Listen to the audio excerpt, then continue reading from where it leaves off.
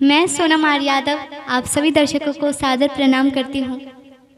और अभी मैं एक सोहर गीत सुनाने जा रही हूँ, तो उम्मीद करती हूँ आप सभी को पसंद आएगा।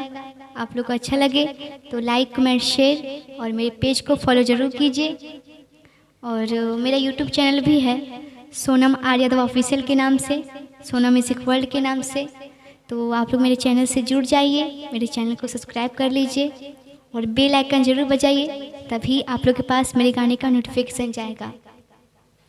और आप लोग को मेरा कोई भी गाना सुनना हो तो यूट्यूब पर सर्च करेंगे सोनम आर यादव ऑल सॉन्ग, मेरा सभी गीत आ जाएगा, हिंदी भोजपुरी मैथिली जो भी गीत सुनना चाहते हैं।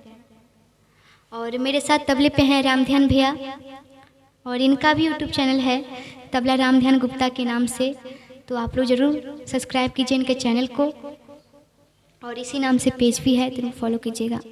तो आइए मैं आप सभी को सुनाती हूँ।